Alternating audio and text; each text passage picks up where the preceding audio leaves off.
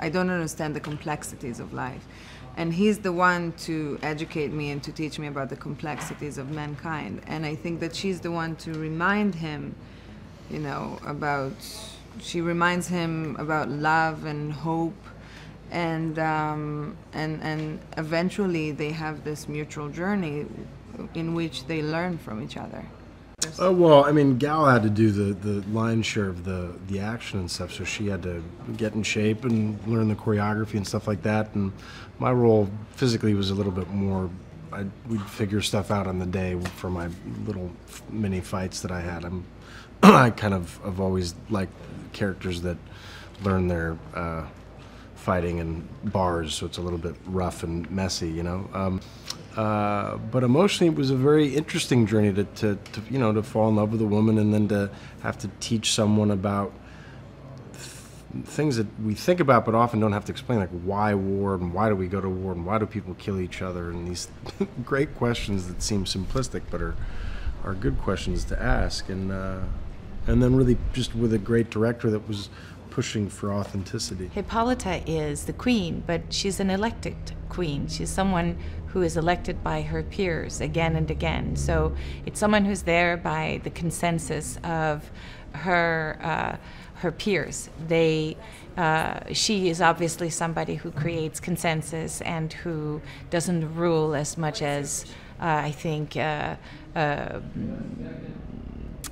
assist in making decisions that bind them all into a cohesive culture. It's like they always say, oh, you know, being a mother, don't ever try to be the tutor to your child. It should be an aunt or a friend. And that's the basis of this connection between Diana and Antiope, is the sister of the queen who I play. You want to be able to adhere to the law, and the law is be ethical and be honest and forthright and do as your sister demands. When Wonder Woman comes in and first meets Etta, she makes it clear that she sees Etta, and she sees her for something else other than the secretary who goes where he goes and does what he wants her to do, him to do, and she makes her feel worthy. And I think that being noticed, like with anyone in life, actually gives you some confidence that maybe you're not worthless. Sir Patrick's entire drive throughout the early part of the story is to bring about the armistice, the signing of the armistice, and that's his whole intention. No matter what's going on. I mean, he meets Diana and sees in her somebody who's sympathetic to his cause quite vehemently. He existed. He was a general in the First World War. Quite battle-weary, a pragmatist. He lost his son in the German front. He has these lips that go down a little bit like that, a little arrogant, maybe a spoiled child, maybe slightly abused, torn up, and a design, a formula that he's discovered with the help of Dr. Moreau that will solve the problems of the war. He understands war in the sense that there are always casualties, and sometimes the casualties have to be greater to achieve the final objective, which he believes is a great objective. And in that sense, his objective is not dissimilar to the objective that Wonder Woman has, which is peace. It's just that his way of achieving peace is a little bit more sinister and possibly devilish. For somebody like General Ludendorff to come across Wonder Woman would have been an utter shock.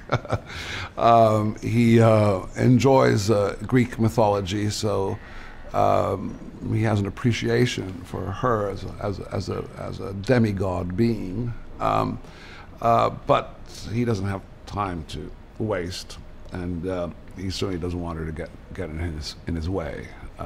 but he does find her her demeanor quite attractive. Even though, in a sense, his true affection is for Dr. Moreau, because both he and Dr. Moreau have this ambition which is greater than themselves. But it's not going well.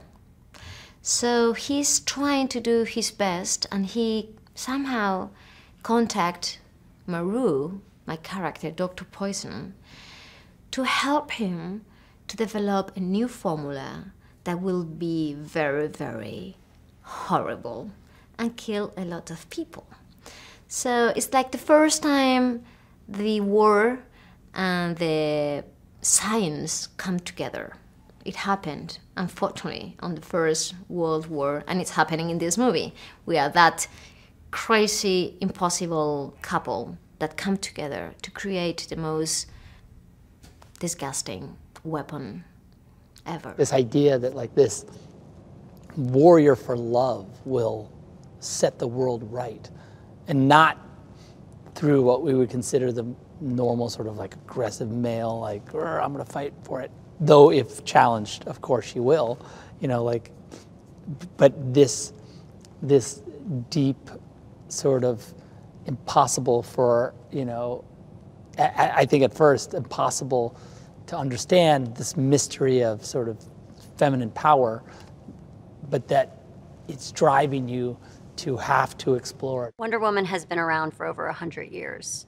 She's seen a lot. She's seen both the good that humanity has to offer and also the bad, you know, which makes her a little bit of a reluctant hero. You know, when we first introduce her in BVS, we kind of see this superhero that really has it in her heart that she wants to help people, but there's something holding her back.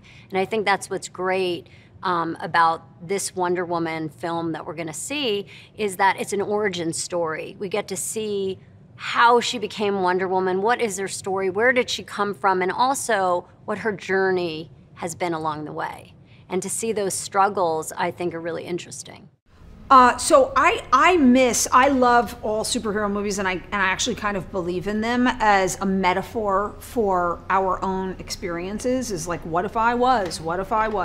But I was missing the kind of superhero movie that got me interested in the first place, which really started with Superman, which was something incredibly beautiful, powerful, funny, grand, big game, lacking cynicism.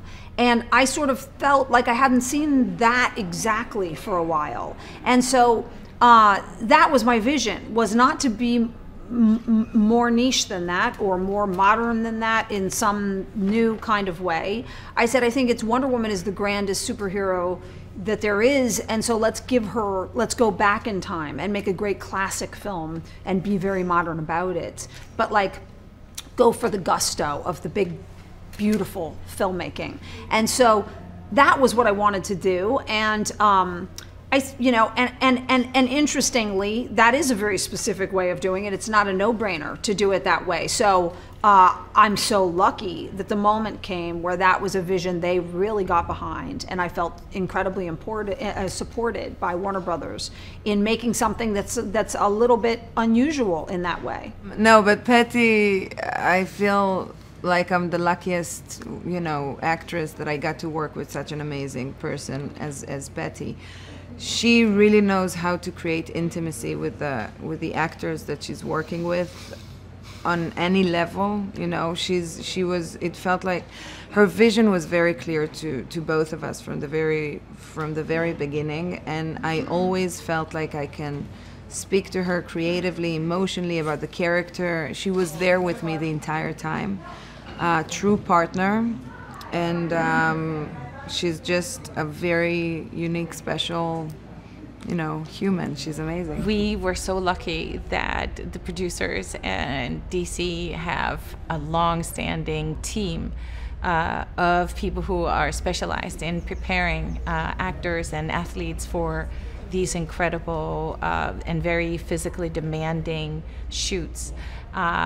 We got an incredible stunt team together of stunt coordinators and designers. And I think you'll see that in the film too, that these stunts are different and very, very visually striking. And they really suit our bodies as well. But they also prepared us so that we were actually physically in a superior shape than ever before and able to do all of these things, these very physically demanding things, but with a lot of gusto and joy. Well, they know that a war is from one of the gods, and this is, you know, the mythological part of the story. And Antiope is the general of the Amazon army, so she needs to make sure everyone is on their game. And that's pretty much what the opening of the movie is about, is no one is good enough yet. So she gets the whip out. And you can do better, you can do better. I think the incredible thing about it was that I was not involved in the decision to do that. When I first signed on board, that was pitched to me, of like, we were thinking that this would take place in World War I. And it gave me thought for a second, just because it's slightly different than her actual origin story. But the truth is, we've seen so many superheroes were born in the 40s. So many superheroes have their origin story based around World War II, and it's very familiar. So I was less clear on how to make that conversation distinct. But she is different than other superheroes in the fact that she's a god coming down to mankind. And so World War I was super fascinating because of the fact that it was a very important turning point for mankind in what we were going to be as modern people. And it was the birth of mechanized war. People were crossing over into each other's borders like never before, trying to figure out how to all live together. The feminist movement and the women's movement was just starting. And so all of these questions were being talked about who we were going to be. So to send someone from outside of that world completely into it, to ask questions about the decisions that we were making and to make observations about it was wonderful. And I also loved that World War I symbolizes the true horrors of mankind, but yet it's not a war that, it's, first of all, it would be a very hard war to know very well because it's so complex. But so you have the weight of something real without having to follow one very clear narrative. It was a war and it was horrific, but it was very, it brought that without beating you over the head with something dark that you had to pay service to. The beautiful thing about Wonder Woman is that she's so diverse and she's so many things and she's everything. She can be vulnerable and sensitive and the greatest warrior ever, and strong and confident and confused. Like, she can be all of the above. She's not just your regular, I guess, everyday superhero that just because of X, Y, and Z capabilities with, you know, capes and whatever, that they can defeat the bad guy. Not only can she defeat the bad guy, but she has a powerful, loving spirit aside from that is, you know, she's a savior in many ways, you know.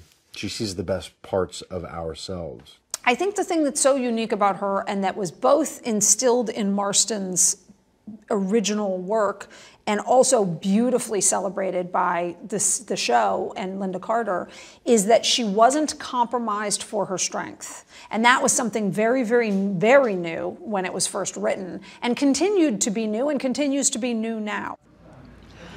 The majority of the movie was shot in England during the winter. It was a really clever idea to shoot Wonder Woman during the winter wearing the Wonder Woman costume. It was a lot of fun.